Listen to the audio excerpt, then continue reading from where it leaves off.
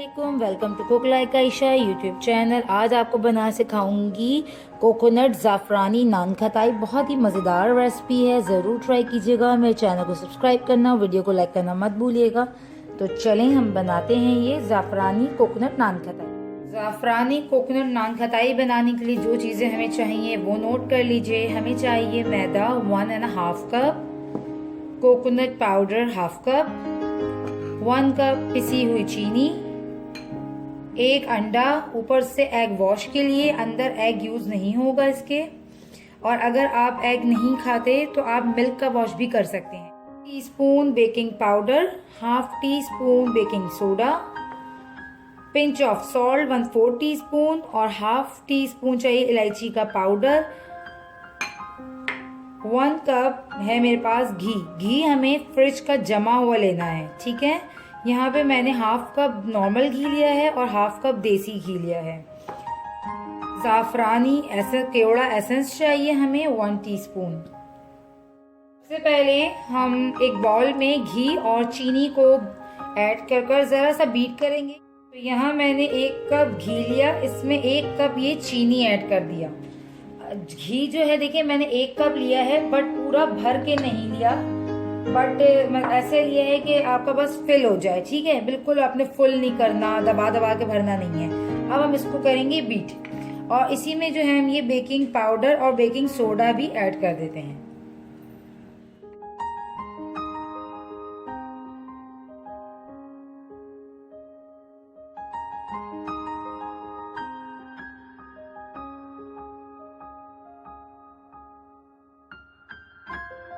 इसको मैंने 2 से 3 मिनट बीट कर दिया। तो देखिए इसका टेक्सचर कितना अच्छा बिल्कुल बटर वाला आ रहा है, क्योंकि यहाँ पे हमने जमा हुआ घी यूज़ किया था।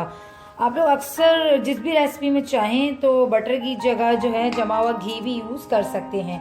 अच्छा, अब मैं इसमें ऐड कर दूंगी ये कोकोनट, सॉल्ट, इलायची पाउडर, और इनको मिक्स करने के बाद आटा डालकर मैं हाथों की मदद से गूंदूंगी, ठीक है।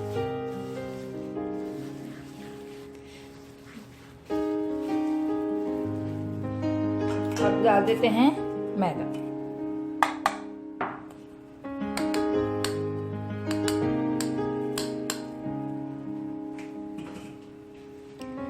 इसको चाहे तो आप डालकर इजीली हाथों की मदद से गूंदकर एक डो की शक्ल में ले आए।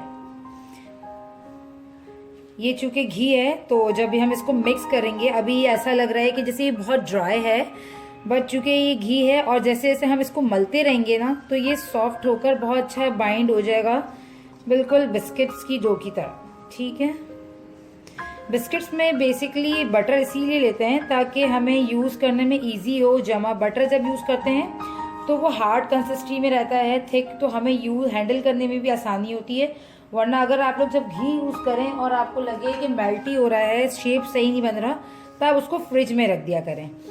इस तरह से देखिए हमने अच्छे से गूंद के एक डो बना लेनी है। अगर देखें आपको कभी फील हो, स्पेशली जब हम नान खटाई बनाते हैं इसमें, तो जब आप गूंदते हुए देखें कि नहीं इसमें मुझे घी थोड़ा कम महसूस हो रहा है, कि ये सही से बाइंड नहीं हो रहा, तो उस टाइम आप 1 to 2 टेबलस्पून और घी ऐड कर सकते हैं।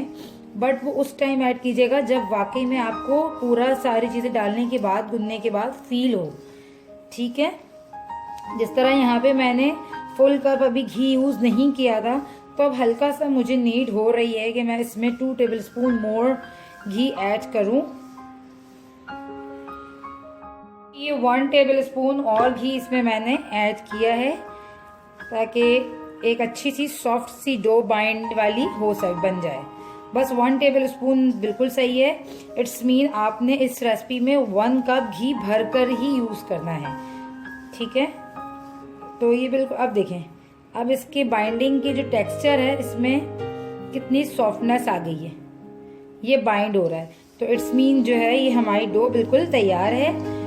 इसको ज़रा सा अच्छे से मिक्स करने के बाद अब हम इसको 10 से 15 मिनट के लिए फ्रिज में रखेंगे। अगर गर्मियाँ हों और ये बहुत ज़्यादा सॉफ्ट हो रहा हो तो आप आधे घंटे के लिए ऊपर इसे फ्रीज़र में रख दीजिएगा। क्योंकि आजकल ठंडक है, इसी वजह से जो है ये बिल्कुल भी सॉफ्ट नहीं हुआ, ये बिल्कुल अपने ही टेक्सचर में है। ये देखिए कितना अच्छा ये देखें डो बन गई है बिल्कुल।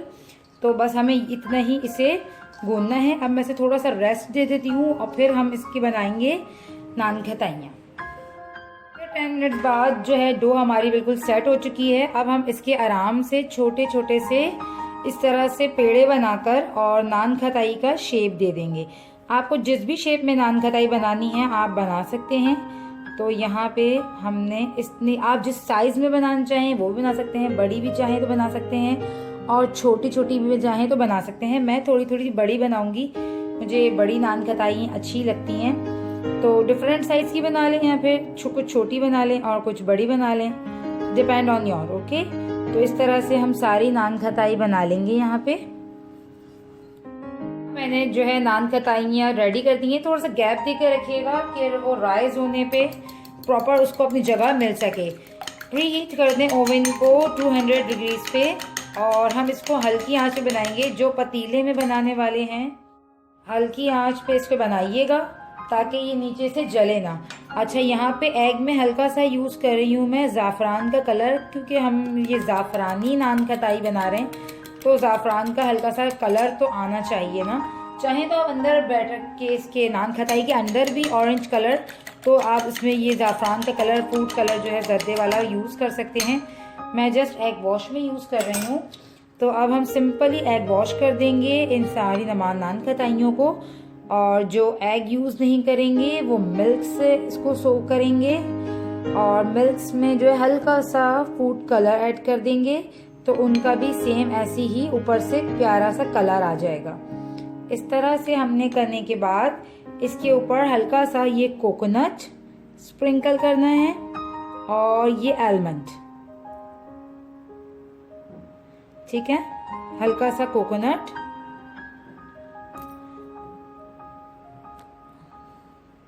ये हल्का सा इसमें ये गया कोकोनट और ये आलमंड।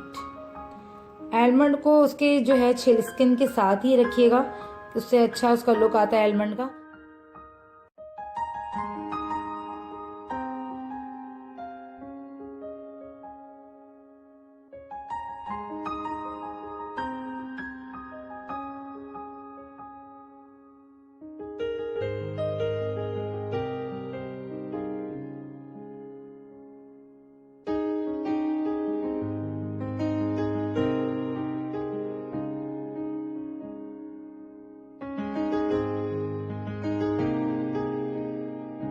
हल्की आंच पे अब हम इसे बेक करेंगे 150 डिग्रीज पे 50 मिनट्स के लिए।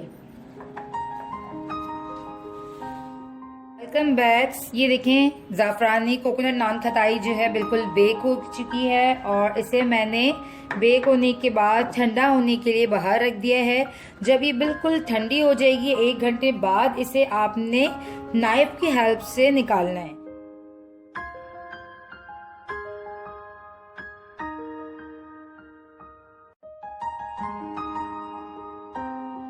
छोटी साइज की नान खताई हैं वो 50 मिनट से जल्दी बन जाएंगी, यानी कि 30 मिनट्स में डन हो जाएंगी। जो बड़ी नान खताइयाँ हैं वो थोड़ा सा टाइम लेंगी साइज की वजह से।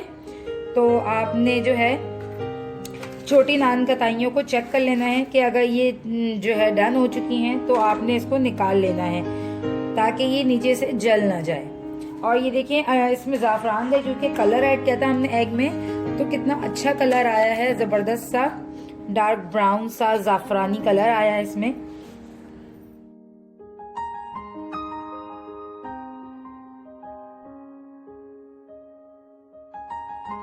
रेसिपी ज़ाफ़रानी कोकोनट नान खताई तैयार है। ये बहुत ही क्रिस्पी सी है और ये देखें बहुत क्रिस्पी क्रंची सी है। ज़रूर ट्राई कीजिएगा और मुझे फीडबैक दीजिएगा कि आपको आज की रेसिपी कैसी लगी। मेरे चैनल को सब्सक्राइब करना और वीडियो को लाइक करना मत भूलिएगा। मिलती हूँ आपसे नेक्स्ट रेसिपी भी, जब तक के लिए अल्लाह हाफिज़।